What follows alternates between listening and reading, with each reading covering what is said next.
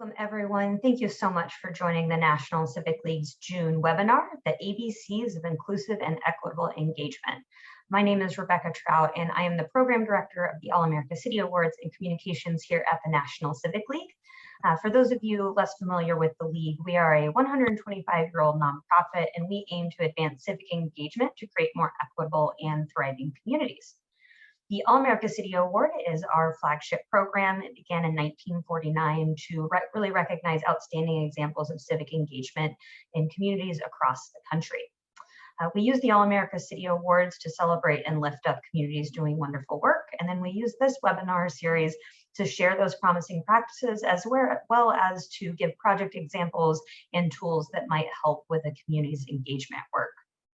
A little bit more about the All-America City Awards before we dive into today's program. This year's awards are being co-convened with the Campaign for Grade Level Reading, and we're focusing on housing as a platform to promote early school success and equitable learning recovery. This year's 20 finalists have been announced, and you can see them all on your screen as well as represented in the map on your screen.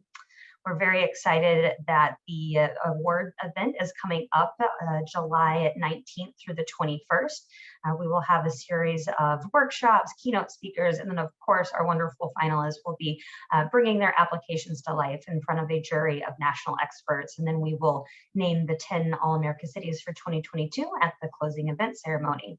Encourage you all to tune into that event if you have never been a part of the All-America City Awards. But for today, we are excited to be focusing on the factors and elements that need to be considered to ensure that our community engagement work is both equitable and inclusive. We have a wonderful group of speakers to guide us through this journey today. We are first going to be hearing from Nicole Hewitt-Cabral from Public Agenda. Then we'll hand it off to our friends at the City and County of Denver. We'll hear from Derek Akubo, who's the Executive Director of the Agency for Human Rights and Community Partnerships at the City and County of Denver. Rowena Alegria, Chief Storyteller from the City and County of Denver. And then last but not least, we'll hear from Mayor Melanie Hammett from Pine Lake, Georgia. Before I hand it off to their capable hands, a few housekeeping items. As I mentioned, you are all muted and we ask that you remain so, just to cut down on any background noise. We will take questions at the very end of the webinar. You can either put those in the chat throughout the webinar or hold them to the end. You can also use the raise hand feature at the very end of the webinar.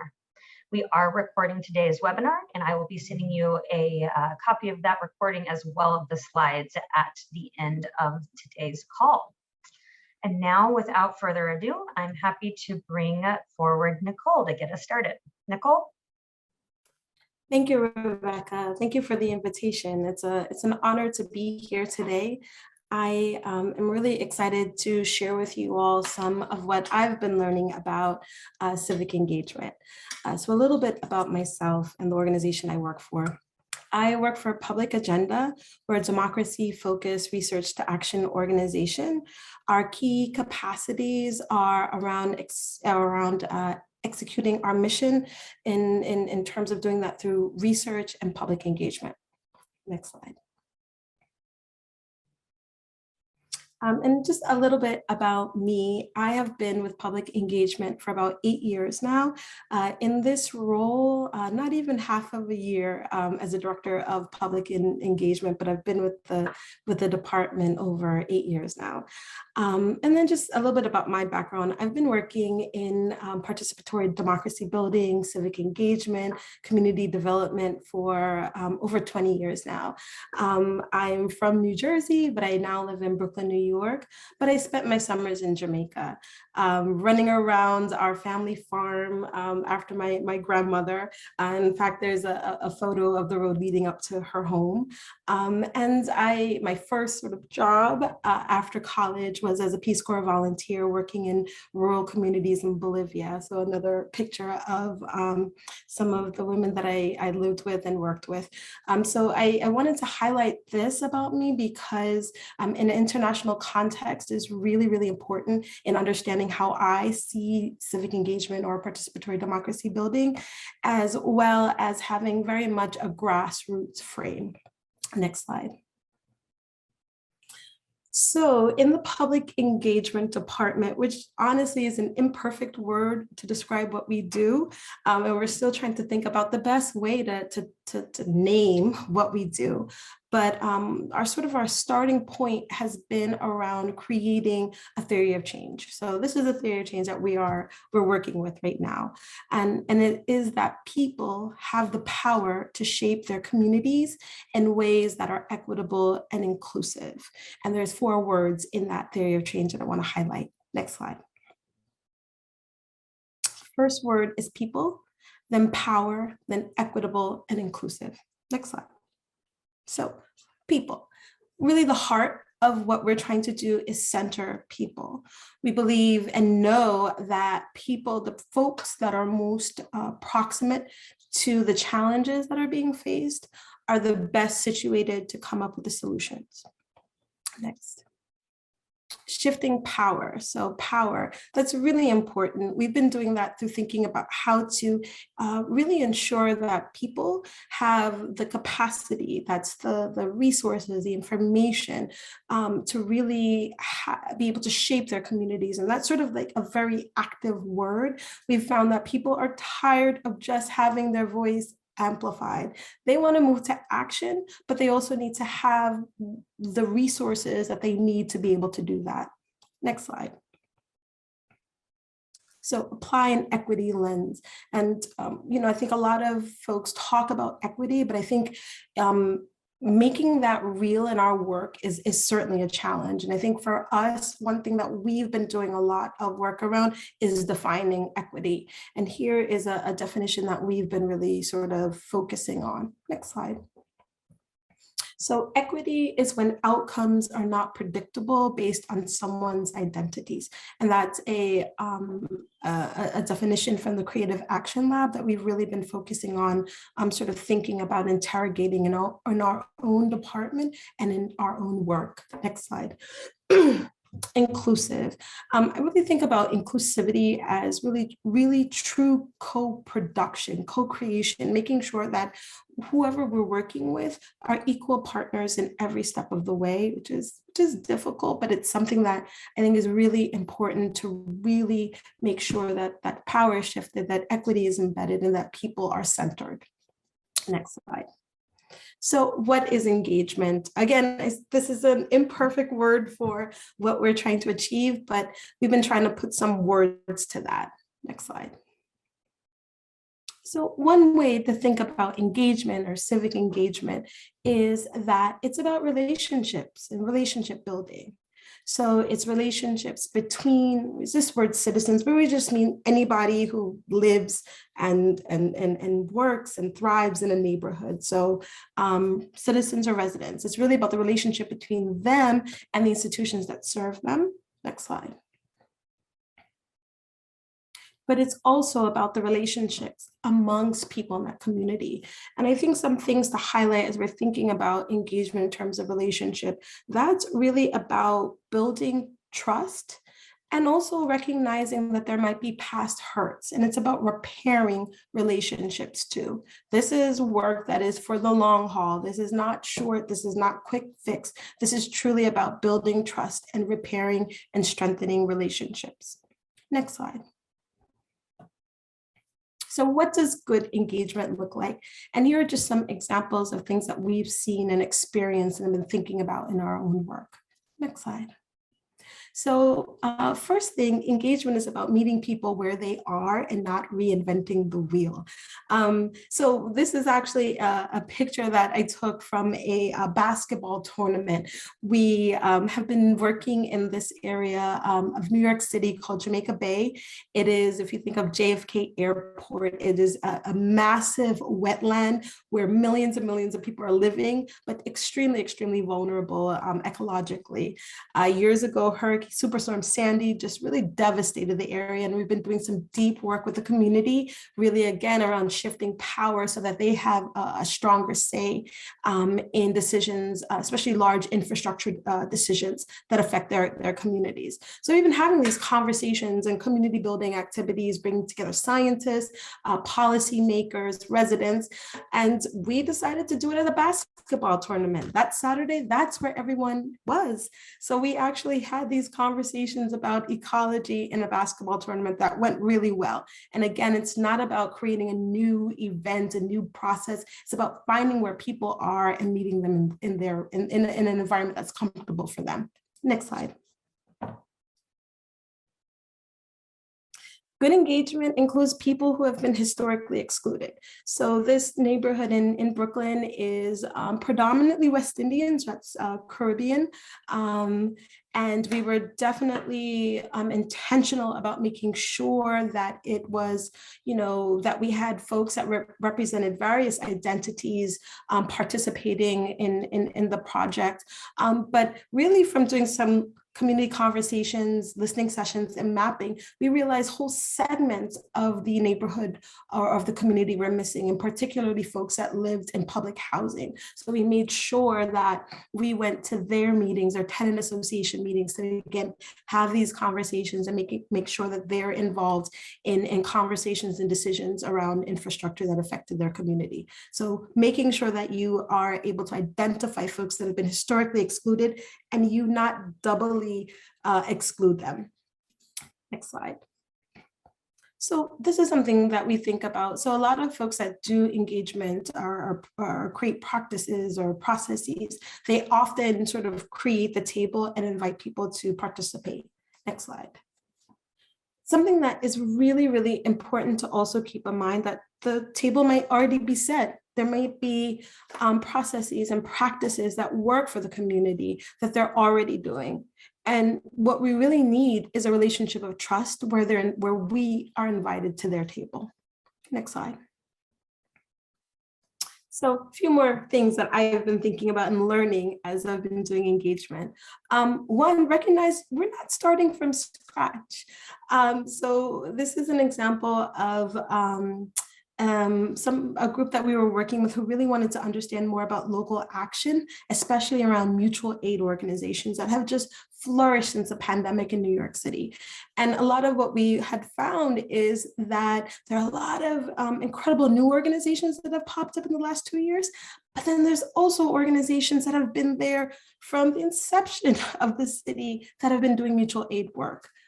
From the Underground Railroad, from historical African-American churches and secret societies that have been mutually helping each other. And we want to make sure that when you're coming into a community, you also realize that there could be a lot of groundwork that has already been done. And maybe the work is really around co-production, co-creation, and really building upon, in partnership, upon the ongoing or the historical work. Something to keep in mind. The other thing is to recognize historical context. Whenever working in a community, especially a newer community, read up on them, really try to understand, what happened in the past? Are there past hurts that might affect how you engage with the community? So that same community, Canarsie, Brooklyn, really interesting. Again, predominantly Black at this point, Caribbean, but has suffered from a lot of white flight and past hurt. Somebody recommended a book, and from that book, I realized there were actually some race riots when they tried to desegregate this high school in Brooklyn. And that pain is still behind the surface. And when you have conversations with people, you can hear something in the air, which once I read that book, I started to understand what was going on a little bit more and could understand different ways to maneuver and address that past hurt.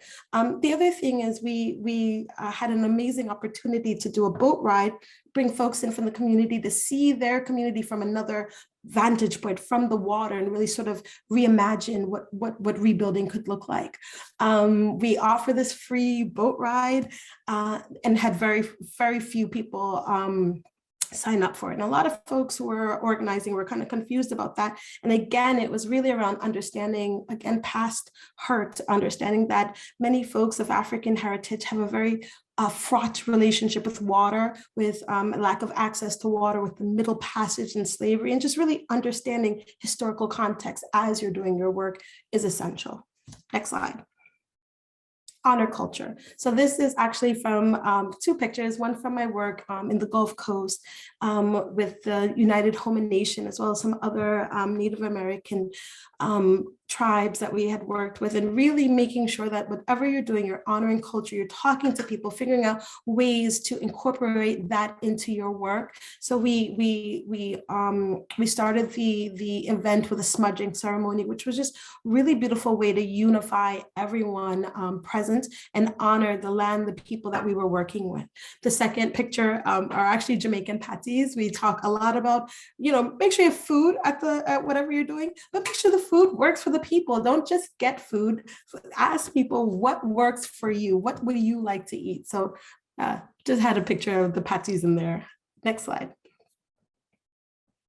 Ask questions, check assumptions. I have a myriad of stories of where I made mistakes because I didn't know exactly what was going on, and maybe I didn't ask the right questions or others didn't. This is a picture of a beautiful building in Moss Point, Mississippi, another place where I did a lot of work that had been devastated by Hurricane Katrina, 90% of the downtown devastated. And as they were having the shred processes and bringing folks together, a predominantly African-American town, about 80% African-American, a lot of folks of African-American heritage were not going to the charrettes. And upon further interrogation, you start to realize people weren't comfortable in that building, although it's centrally located in the downtown, very easy to get to, really strong facilities that could accommodate a lot of people. It really invoked slavery for a lot of folks, even though it was not a plantation. It invoked that. And again, asking those questions, seeing who's missing, and really interrogating why that might be, and then being able to adjust. So next slide. I'm not trying to wrap up really quickly. Make sure that your process is legitimate. Make sure that you're not engaging people and the decision has already been made. Making sure that as you're thinking about equity and diversity and inclusion, you're not tokenizing groups and just checking the box, saying that we certain identities are present and you're checking the box. Next slide. One size fits all model. Make sure that as you're thinking about the work, you're not taking a Brooklyn example and putting it in New Orleans, or a Midwest example and putting it in Oakland, California, realizing that a one size fits all model for engagement does not work. Next slide. So just to wrap up, and I could talk for days about this, but really something that I think is really helpful is thinking about engagement in terms of the curb cut effect. So the curb cut was instituted through the Americans with Disabilities Act to ensure that folks that use wheelchairs were able to traverse from the sidewalk to the street and vice versa. So it's that sort of ramp, right? So it really is specifically for wheelchair users, but everyone benefits from it, whether you have a baby carriage or high heels or a bad knee, we all benefit from it. And really thinking about equity and engagement is really thinking about that curb cut effect, thinking about human-centered design, designing for those that are most marginalized, most vulnerable, because we can all benefit from it. And just some things to wrap up, really understanding that, this is work that takes commitment, takes humility, it's iterative, and be forgiving of yourself, but also apologize if you are if you make a mistake. You will make a mistake, but I think just really being iterative and humble and really reflective are essential to doing really good work and really thinking about embedding equity. Thank you. Thank you so much, Nicole, for those remarks. I think that's a wonderful way to get us started thinking about some of the things we need to consider when we're doing engagement work. And now I'm excited to be able to hear about a couple of communities who are doing this work on the ground. We're first going to hear from the National Civic League's dear friend, Derek Akubo from the City and County of Denver. Derek is a longtime board member, jury member for the All-America City Awards, and just all-around friend of the league. And we're very excited to have him here on today's webinar. Derek? Thank you, Rebecca, and thank you for the invite and being here today. So let's go to the next slide. I'm going to go real quick because I want to get this over to who I think is the star of our presentation, Rowena Alegria. But just a little bit of history of our agency. We're actually 75 years old this year. In 1947, a very progressive mayor named Quig Newton was elected. He defeated the incumbent, Mayor Ben Stapleton, who had quite an infamous history because he was affiliated with the Ku Klux Klan. And Mayor Newton defeated him. And one of his platform issues was race relations. So when you're talking about 1947 and already wanting to study race relations, it just really showed how ahead of the curve he was. He formed a committee to do this study, and the committee reported on the situation, the state of race relations for African Americans, Latinos, Japanese Americans, and our long-time Jewish community.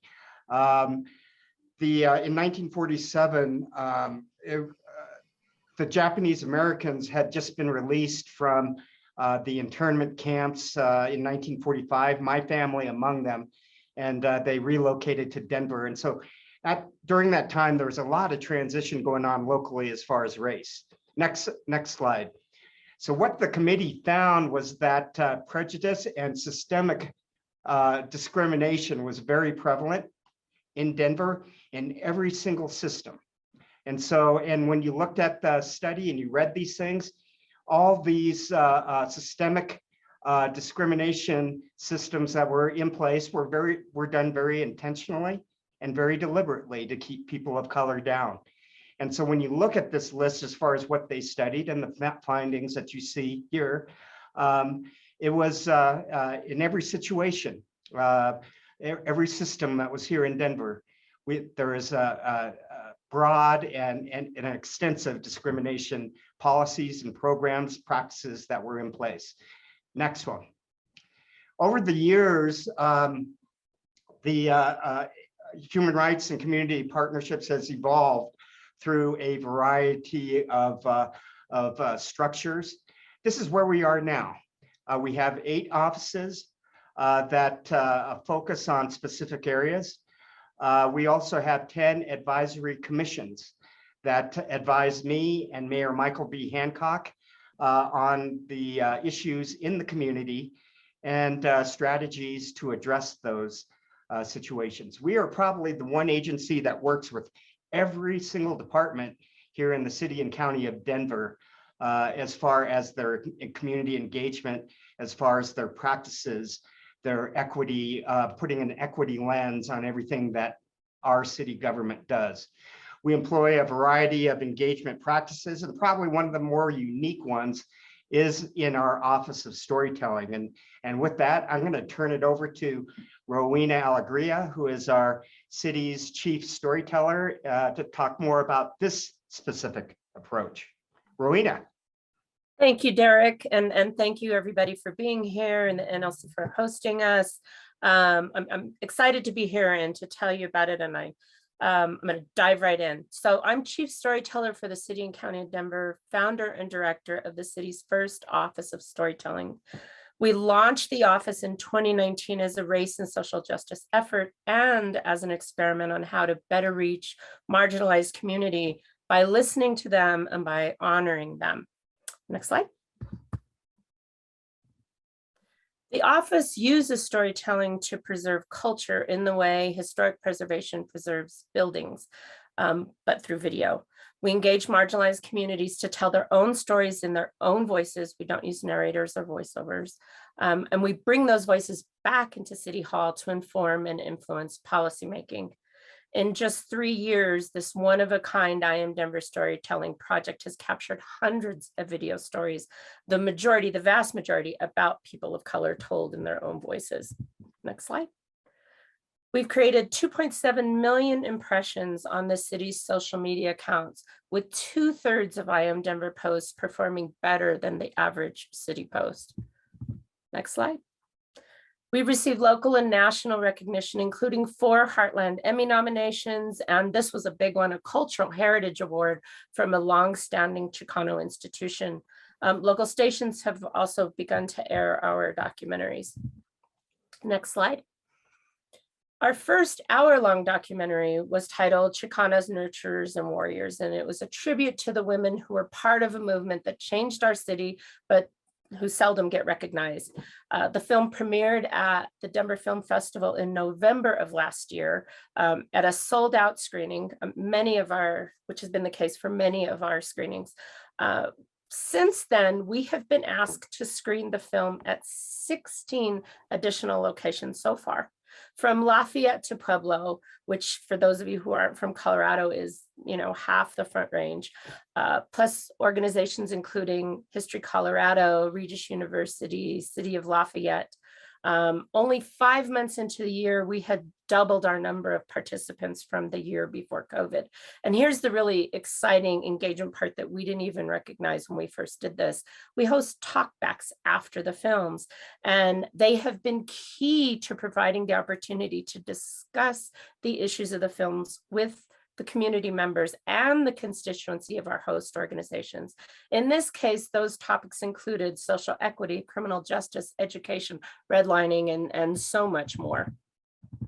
Next slide.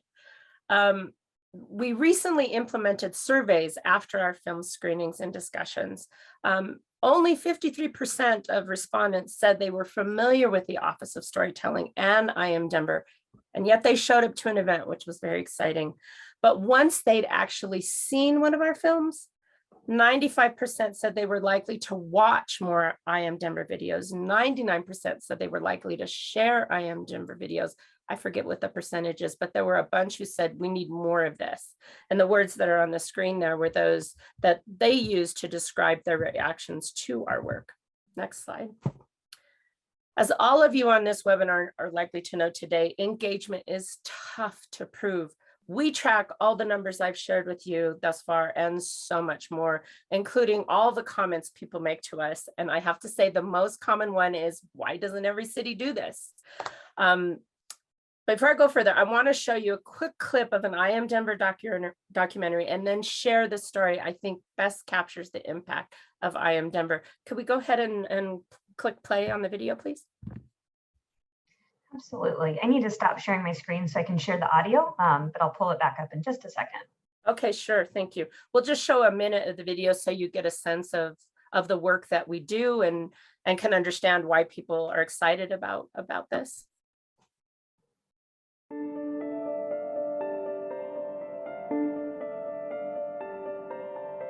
Imagine that the government comes to you and says that in 7 days you must vacate your house. What do you do with your property?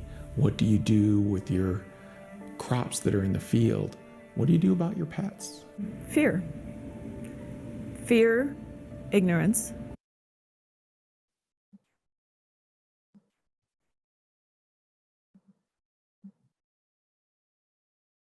$120,000 plus Japanese and Japanese Americans were taken from their families, from their homes, had to leave their businesses. It was shameful to be in a camp like criminals. These are American citizens, just like you're an American citizen. After Pearl Harbor, the government put Japanese Americans into camp under the pretext that it was impossible to tell the loyal from the disloyal. They said, we simply can't tell, so let's just lock them all up. People were rounded up. We can go ahead and stop out there. To, an assembly. Thank you so much. And if you want to see more, iamdenver.org, you can see the whole film and the other films that we've done.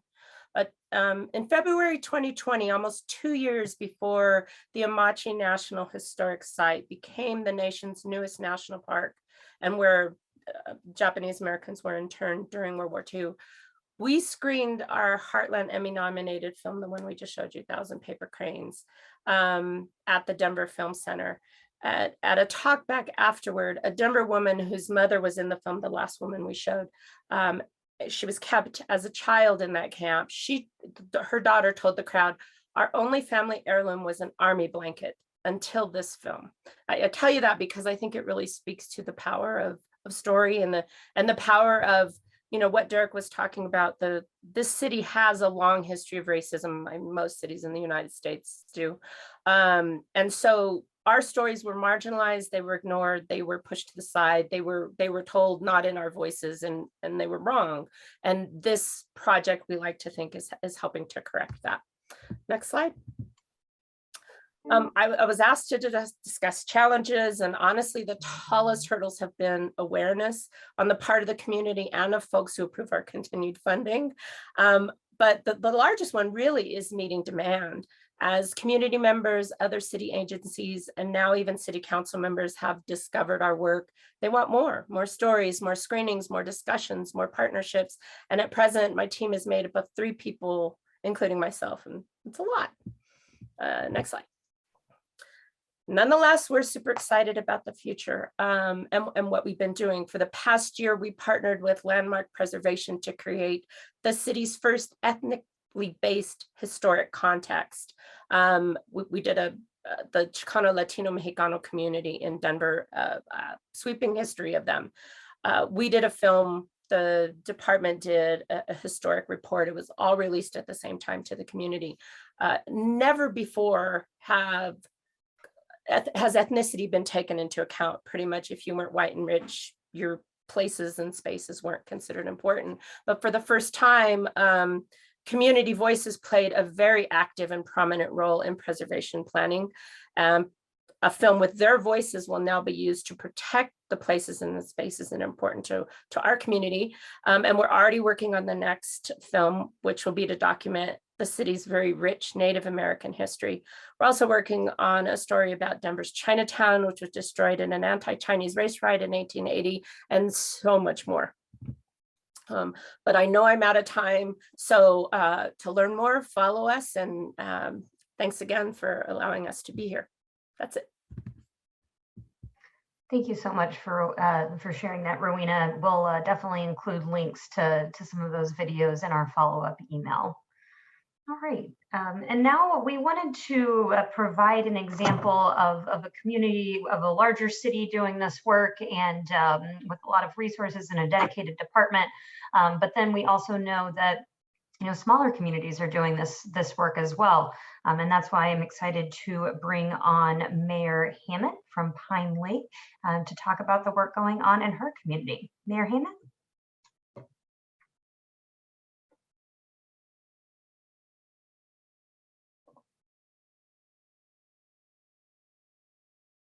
Mayor Hammett, you might need to unmute yourself. Yes, I do. Okay. So before I talk about this slide, let me tell you a little bit about myself. I'm in the 2nd term of my mayorship. So I've been almost 7 years as mayor in the city of Pine Lake. I am a musician and a songwriter, and being in the city of Pine Lake is really my first time being interested in becoming an elected official. And I'll go into a little bit more of why, and you'll probably see why as I continue to talk. But the kind of music that I have always been involved with is more the music of social justice, the music of social issues. And that is a perfect marriage, actually, between my musicianship and my role as mayor. I think it gives me a kind of soulful context for the work I do. Now, let's move to this slide here. So if you can you zoom out just a little bit on that slide at all, Rebecca? Sorry, I can't. Okay, so what I'm trying to depict here, this is a portion of DeKalb County, Georgia. And the darker colors all around the majority of this slide are different cities within that county. The one that's circled in yellow there is the city of Pine Lake. And the reason I start with this slide is to give you a sense of the scale of the city we're going to be talking about, and the city that's been working with engagement and equitable and inclusive engagement. So our city is about 750 people, 750 residents. It's been about that size, give or take, since its founding in 1937. And it sits in a large area. You can see the white around that little tiny rectangle, that's unincorporated DeKalb County. So we're not a little boxed in city surrounded by other cities. It's kind of an odd placement for a city, and yet we're in a metropolitan footprint. So our city is very LGBTQ plus friendly and active. We have an all-female leadership, and that includes our administration, our judge, our chief of police, our city administrator, our city clerk. So what I want to talk about today is what engagement looks like when you're really, really small and you have, you're all volunteer basically. I noticed that there's someone on this call today that's from a little city in Oregon that calls themselves a city of volunteers. We are also a city of volunteers. So I became mayor in 2016. And there was another election in 2016 that contextualized some of the work that we did and some of the responses that we made to what inclusivity looked like. So in November of 2016, our city council drafted the safe harbor policy. And that was sort of a principled text that gave our leadership and our residents a clear statement that we were anti-discrimination and inventoried the nature of that anti-discrimination. So it sort of set the tone and set the stage for the work that the leadership and our city was going to move forward into. And so when I talk about inclusivity, I would like to also highlight that 3 of our last 4 mayors are gay, including myself. And so there's a kind of inclusivity there. And I already mentioned the LGBTQ plus community. I also want to talk briefly about a practice that I established in 2016 for the kids in the city and the kids around us called Kids Town Hall. It's a quarterly event that we stopped during COVID, but it was an event that the kids came into the city council room and our judge or our chief of police or our city council or myself ran the Kids Town Hall and the Tots Town Hall to give these kids an idea of their place and their power within the framework of the city that they lived in. We practiced voting, we put them up on the dais, we put them at the podium, they ran around in circles in the middle of the courtroom. So they had a sense of ownership of this process of what it is to be a municipality and how you engage. We practice voting. So this is, again, the sort of larger context in which we were moving forward. In 2019, our entire leadership body, except for one council person who had childcare issues, did an entire weekend training called Undoing Racism. And our goal was, if as policymakers and as members of our community, you can't be in a community of 750 people and be up in the mayor's office. There's no such thing. You're down in it. You're at the pancake breakfast. You're eating food with people. You know what is happening. But the idea was, as policymakers, if we don't have a shared language and a shared experience of what undoing racism looks like, at least a beginning experience of that, then we were not doing the work of creating a context for inclusivity, creating a context for how we want to identify as a city and how we want to operate the apparatus of our little tiny municipality. Just for some sort of interesting artifact of the state of Georgia, there are a number of small cities. In fact, the majority of the cities in the state of Georgia are fewer than 5,000 people. And as small as we are at 750, there are 200 cities in Georgia smaller than we are. And I say this because I think when you talk about engagement, when I talk about engagement, in some ways it's easier and more embedded in tiny cities because you have access, because it's really hard it's really easy for the scale when we do like this program we're going to talk about in a few minutes. When you do a program and you have 750 people and you have a good turnout to a program, you're talking about an immersive experience that impacts really almost your entire city. So there aren't really any little neighborhoods. I mean, we're sort of the size of a neighborhood, frankly. So in 2019, we also moved our city hall. It was inside our residential area. We moved it up to the area that is our business district. One of the things to know about the city of Pine Lake, as I said, it's shaped like a rectangle. Our business district is one short side of the rectangle. And it is a business district that is almost entirely owned by folks of color, and it is almost entirely independently owned businesses. And so that if you can imagine, then you've got the residential area in this large part of this rectangle, and then you've got this business district on this short side. The other thing, and I'm describing this because geography affects engagement greatly.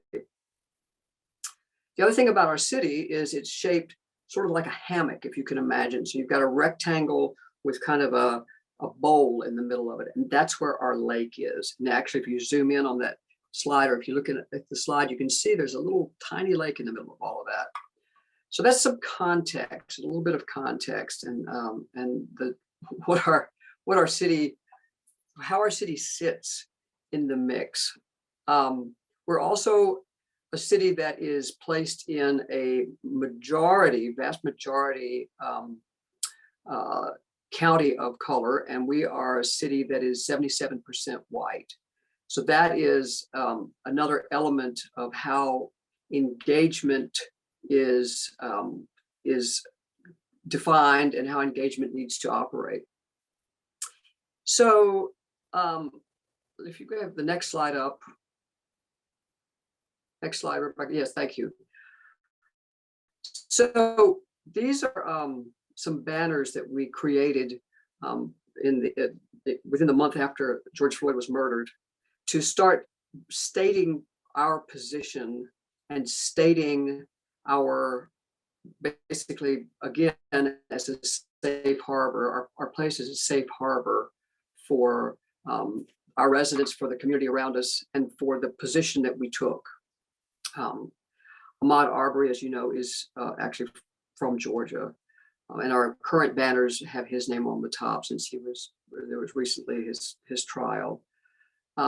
So, and I'm giving leading up to this event that our premier engagement event, which happened in April and May of 2021. But leading up to that, we also moved our municipal court from the interior up to the exterior, and that telegraphed to the county around us that we were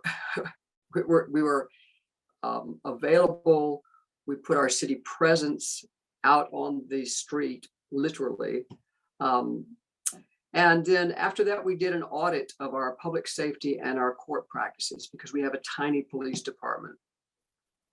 So all of these things together are sort of creating a profile of a city that intends to always do better, always do more. So moving forward in, next slide, please. So you see in April and May of 2021, so sort of the culmination in many ways of the work that we had done up to this point, from the Safe Harbor Resolution, the Undoing Racism workshop and training for our elected body, the moving of City Hall, the public safety audit. We culminated this in its way with this conversation series, One City, Many Voices. Now, one of the ways that we ensured engagement was to carefully choose the featured speaker or the featured facilitator at each of these. Now, Ed Lee was our primary facilitator, but Each one of these blocks here, race and history, policing and public safety, belonging and community, we chose a facilitator, a co-facilitator who had some identity that would create a welcome or create an opening for a level of engagement. So I'll start with race and history of Pine Lake. Our co-facilitator was Valerie Boyd, and I say was Valerie Boyd because she unfortunately passed away about 4 months ago. Valerie Boyd is a name some of you may know because she wrote the premier biography of Zora Neale Hurston. She also wrote an article about the history of the area that was published in the Oxford American. And so she had some real depth of understanding. She was raised in Stone Mountain, and she had a depth of understanding and experience that brought the race and history conversation to a reality, a real meaningful lived life conversation. The second part, policing and public safety, was co-facilitated by our chief of police, Sarai Yehuda Green. And Chief Green is the obvious choice for that, but she's unusually warm and I'd say engaging. And so she brought her own sort of veracity to that conversation. The third conversation was really interesting. We had our state representative, Viola Davis, and our longtime business owner, Roger Boyd, as our co-facilitators. And one reason that I say that was really interesting is because of what happened next and how it affected, I think, one of the outcomes. So Viola Davis has been our state representative since I took office in 2016. She was also part of a protest on Rockbridge Road in 1999, because at that time the city had been policing in a way that was unfair to the rest of the community, and they were demanding an audit of our policing practices. So Viola Davis was one of the spearheads of that protest, and later became our state representative. And so when she talks about belonging and community, she has a long view and is able to comment on the work that has been done over her term. Roger Boyd, as business owner on Rockbridge Road, was really taken with the part of the conversation about third place. So we talk about first place is home, second place is work, and third place is the place where community gathers. And that idea really kind of sparked his imagination. And so what came out of this was this appetite for looking at where third place could be created in the city. Now, you saw in that first slide that in the city, it's difficult to see in that little tiny picture, but in the center of the city is a lake with a green space around it, and there's a beach. That's a kind of third place, but you have to be down in the residential area. So in June of 2021, the city was able to purchase a tiny pocket park that's right on Rockbridge Road. It was a green space, and we made it into a pocket park. So as a kind of third place that is right in the middle of the business district, right on the edge of where the city and the business district meets the county, the rest of the county. And so we have been working to develop this as a kind of third place in a poplar park, green space for a gathering spot where the city can meaningfully engage. We had a big opening with food, meaningfully engage. And why I went back to the food is because food seems to be the secret to meaningful engagement. And if you want to call up that final slide of mine. So this is our our opening of Poplar Park. You can see next to me is Viola Davis, our state representative. Mr. Berhane Hagos is the property owner that we worked with to create this park. And then our commissioner, Elaine Cochran Johnson, also came. She was so taken with this effort that the city made to purchase this little green space. And you see the white van. The white van is on Rockbridge Road. Rockbridge Road is a heavily trafficked road. It's about 22,000 cars a day. But anyway, our commissioner was so taken with the effort that we made that she has committed $25,000 toward the development of this park. Now, again, she's the county commissioner, so that's I think that it implies her understanding of the city's intention to have this green space be kind of a fulcrum of place, a fulcrum of welcome, and a fulcrum of access for our business district, our residential district, and the surrounding county. And if I can refer back, you don't need to bring it up, but if I refer back to our initial slide, you can see how it is critical that we engage with the surrounding county, because we're not a city with a large enough footprint to assert an identity that then sort of drives the environment. We have to collaborate with the environment. We have to harmonize, to use a musical word, we have to harmonize with our environment, our footprint. So let's see, in wrapping up, the challenges, I think any elected official on this webinar knows that one of the challenges is we're at a time where government of any scale is an untrustworthy institution. And as Nicole said, it's all about building trust. So that is a challenge, even on a tiny scale. And it became a greater challenge during COVID because we're a high touch city and we didn't have access. We continue in our public spaces and we continue with our public dialogue to work on overcoming the fact that we're a government, basically, which is kind of a funny way to put it. I think another challenge is we're tiny, we are volunteer driven, and we just continue and continue and continue to figure this out and to move forward. And that's everybody's challenge. So that's not particularly a challenge.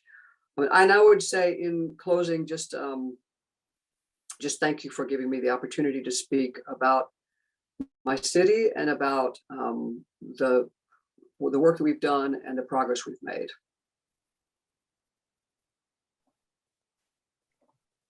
Wonderful. Thank you so much, Mayor Hammett, for telling us the story of your community and some of the efforts that you all are making to build that trust and inclusivity.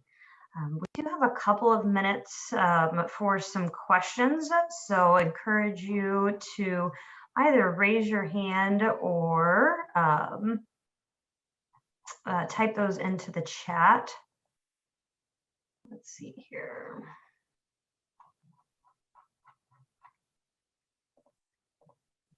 I have two raised hands that I'm trying to find. All right, Peter, it looks like you're up first with the raised hand. Would you like to ask your question? Thank you.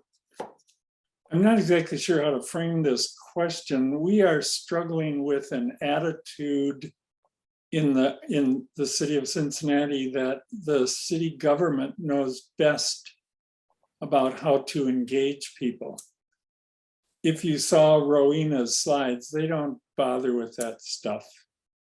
It's we'll go to the community, we'll state the problem, we'll hear some feedback, we'll go away, and we'll come back with a solution. And that's that. I'm wondering if there is a structure or principles or some strategy or metaphor that folks have used to try and move forward on their equitable agenda. I'll just say real quick, Peter, thank you for your question. I think it was Nicole that mentioned that there's just one size fits all type of approach. It Right. doesn't exist. I know for us, there's just a wide, depending on the situation, there could be a wide variety of approaches that we take.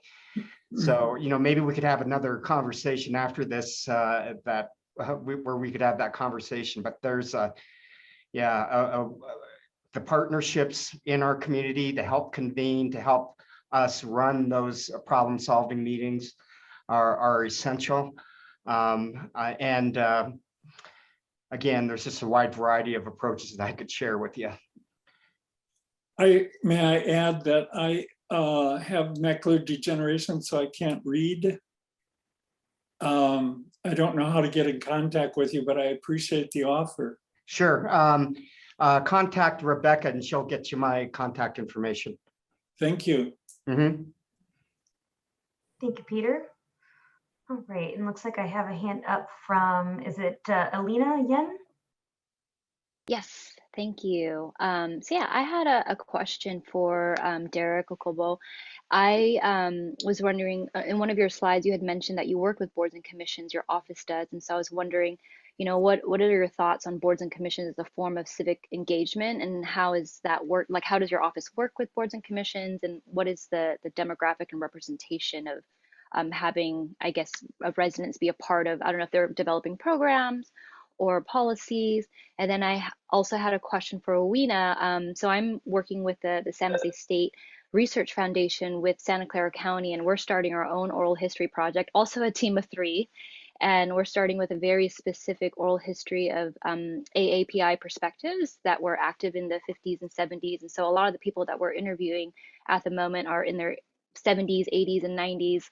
And I was wondering if you had any tips for us in just starting out this project, because it seemed that you had a couple years and like 400 videos. So it's really inspiring to see your work. But yes, to Derek. Yeah, and thank you, Alina. Yeah, our 10 commissions have 21 members for each one. Each one is very diverse as far as we want them to be representative of the community. So there's a variety of viewpoints and perspectives that are on those commissions. Geographically, they are from different parts of our city, but their role is one of the things that I ask of them is that they are our conduit of communication. And so we want them to, rather than say, we know what the answers are and what the problems are and things like that, is to ask their community that they represent those questions. Ask them what the issues are, ask them what the strategies to address those issues could be. What can the city be doing that we aren't doing now? What can we start doing? What do we need to stop doing? That's the role of those commissions. They meet monthly. I meet with all of them, and the mayor meets with all of them as well. But yeah, their role as far as engagement is essential. And it's another one of our many mechanisms that we utilize to engage our community. Ro, hopefully that answered your question. And if you want to talk more, I'm happy to talk more about that with you too. I'm going to put my contact information in the chat here. Yeah, ahead, so Ro. as far as some tips, I'll try to answer your question, Alina, and some questions that are also in the chat all at once. We do our homework to start with. So before we do interviews or before we even decide who to interview, we've been working in community. I'm from here, so that helps a lot. Is I know the history, I know the communities, and we partner with the agency and the commissions as well. So we're really deep in community, active in community, talking to people, hearing from them what they want to hear about and what stories are missing from the narrative. And we react to those first and foremost, where the stories that really need to be told. We focus a lot on elders as well, because we're losing them and we need to try to capture their stories as quickly as we can.